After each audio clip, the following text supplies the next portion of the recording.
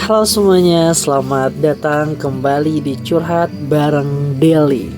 Hari ini tentunya kita bakal ngobrol santai tapi serius juga ya, karena temanya penting banget loh teman-teman, yaitu mental health alias kesehatan mental. Haha.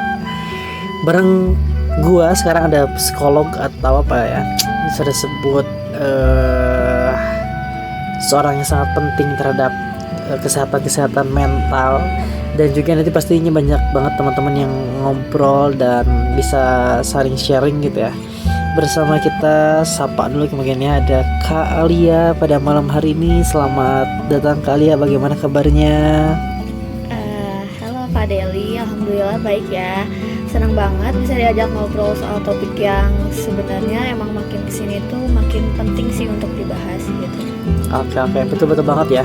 Karena jujur aja ya, banyak orang yang mungkin masih nganggap masalah mental itu kayak halusinasi, lebay, atau bahkan cuman kayak positive thinking aja, atau bahkan kayak asumsi dasar yang hanya sebatas ucapan aja gitu. Padahal kan memang itu harusnya penting untuk bisa meningkatkan aktivitas kehidupan kita di dunia yang tentunya banyak banget, apalagi kalian sibuk banget kayaknya kan ya. Iya ya, padahal emang itu bahaya banget sih. Misalnya kayak orang depresi terus dibilang kurang ibadah atau kurang bersyukur. Akhirnya kan dia makin ngerasa bersalah ya. Padahal yang dia butuhin kan mungkin cuman ruang untuk bisa didengar atau bantuan profesional lainnya gitu. Betul. Nah itu sendiri sih menurut saya dulu pernah ngalamin ya titik burnout gitu, kayak bukan depresi ya, tapi bener-bener ngerasa kosong, nggak semangat dan nggak tahu mau apa gitu. Karena kayak apa ya, kita tuh hanya pengen diem dan pengen didengar, pengen ngobrol gitu. Nggak harus banyak orang, tapi cukup 1-2 orang juga, tapi ngerasa kalau kita tuh berada gitu. Ya benar, valid banget mas. Emang banyak orang ya ngerasa kayak gitu, tapi nggak tahu itu namanya apa. Burnout, depresi, anxiety itu spektrum yang luas dan semuanya layak ditangani, bukan disepelekan atau digampangin gitu aja ya. Kalau menurut Kak Alia sendiri nih ya, kenapa ya kita di Indonesia kayaknya masih tabu ngomongin soal mental health? Sebenarnya ada banyak faktor. Pertama, budaya kita cenderung kolektif. Jadi kalau ada yang keluar jalur langsung dilabelin. Kedua, masih ada stigma bahwa ke psikolog itu kayak ke orang gila gitu. Padahal kan enggak. Ke psikolog itu kayak emang ke dokter umum aja, tapi buat pikiran dan perasaan supaya kita tuh bisa diluangkan gitu. Apa yang kayak ngeganjel di hati itu bisa diluangkan ke orang yang tepat. Betul. Nah itu sih ya, padahal badan sama pikiran kan kita sama-sama butuh dirawat kan ya, bukan hanya dari penampilan kita aja kan. Kalau misalkan demam aja bisa istirahat, masa pas pikiran sakit kita nggak suruh masa kita suruh kerja terus gitu ya, nggak ada waktu untuk bisa tenang dikit, atau misalnya kayak ada waktu untuk bisa lebih menghargai waktu agar kita tuh bisa lebih santai menghadapi terjangan dunia ini gitu kan ya. Iya, setuju banget. Dan penting juga sih buat kita untuk belajar mengenali tanda-tanda awal. Kalau kita tuh misalkan lagi burnout, depresi atau ngerasain anxiety gitu ya. Misalnya kalau udah sering ngerasa lelah secara emosional, kehilangan minat terhadap hal-hal yang dulu emang kita sukai gitu, atau tiba-tiba susah tidur, itu juga bisa menjadi warning sign gitu buat kita, kayak kenapa sih kok jadi susah tidur, atau kenapa ya kepikiran hal ini terus, atau gampang emosi mungkin karena hal-hal tertentu ya, terbawa suasana atau terbawa perasaan. Nah itu bisa jadi salah satu faktor apa penyebab gitu. Kita gali kenapa penyebabnya kita bisa seperti ini.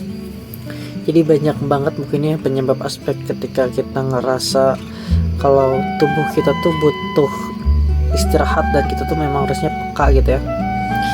Kalau menurut Kak Alia sendiri, ada nggak sih cara sederhana yang bisa kita lakuin buat jaga mental health sehari-hari kita agar lebih bisa survive menjalani kehidupan, kuliah, kerja, bahkan teman-teman mungkin di luar sana yang udah berumah tangga atau yang mungkin kesibukannya di luar batas manusia biasanya gitu? Sebenarnya banyak sih kalau emang kita pengen ngelampiasin hal-hal yang kayak gitu tuh dengan yang positif. beda-beda aspek juga emang beda-beda hal yang harus dilakuinnya, dan nggak harus ribet juga ya, kayak kebiasaan sehari-hari itu mungkin bisa menjadi satu hal yang bisa kita lampiasin kalau kita lagi overthinking, yang kayak Contohnya gimana sih?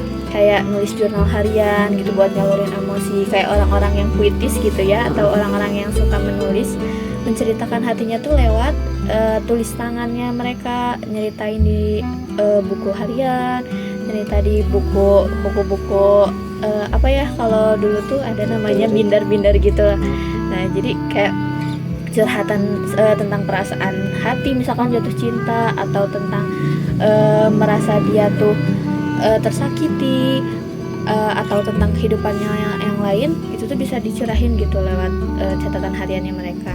Atau enggak kalau kita ngerasain kelelahan, misalkan kecapean, nah itu bisa juga kita luangin waktu 1 hari 2 hari untuk bed rest, harus punya waktu istirahat gitu dari media sosial termasuk ya, mungkin karena media sosial tuh ngebawa dampak banget gitu untuk kita, baik dari kayak sekarang kayak zamannya TikTok, Instagram, itu kan banyak nambah pikiran gitu ke kita.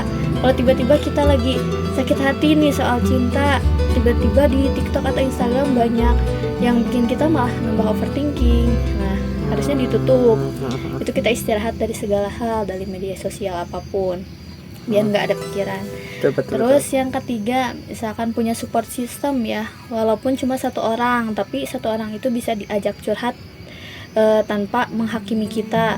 Atau yang paling penting juga belajar jujur gitu sama diri sendiri, kalau kita tuh butuh apa dan kita tuh pengen siapa gitu.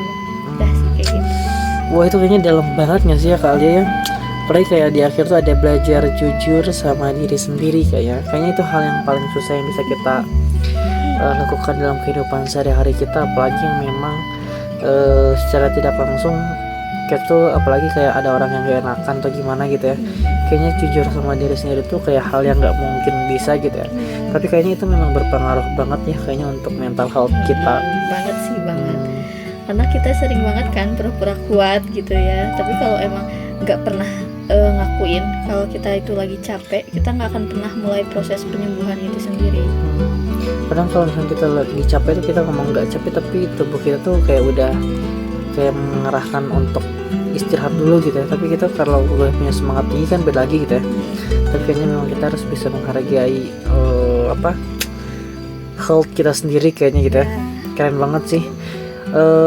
Sebelumnya thank you Kak Alia atas waktunya dan wawasan sekaligus ilmu yang Kak Alia berikan, apalagi pengalaman-pengalamannya luar biasa, sangat banyak dan berpengaruh besar terhadap hidup kita. Dan semoga teman-teman sekalian yang mendengarkan podcast ini tentunya semoga semakin sadar lah ya, dan mulai care, peduli sama mental health-nya. Karena kan kalau nggak kita, siapa lagi yang bisa menjaga mental health kita sendiri gitu ya. Kira-kira dari kalian sendiri ada pesan-kesan atau misalnya ada amanat nggak sih yang mau dikasih kepada teman-teman yang mendengar podcast ini? Amin ya, terima kasih banyak juga untuk Kak Deli udah mau angkat topik ini ya di dalam podcastnya. Untuk harapannya sih semoga podcast ini bisa jadi langkah awal buat banyak orang supaya mereka tuh dapat solusi dari suatu permasalahan di diri mereka sendiri. Oke. Ada lagi Kak? Udah cukup. Oke teman-teman sekalian, sampai di sini dulu mungkin episode kita. Jangan lupa jaga diri, bukan cuma fisik tapi juga batin. Ingat, it's okay to be not be okay. Sampai ketemu lagi di episode selanjutnya. Terima kasih, selamat malam.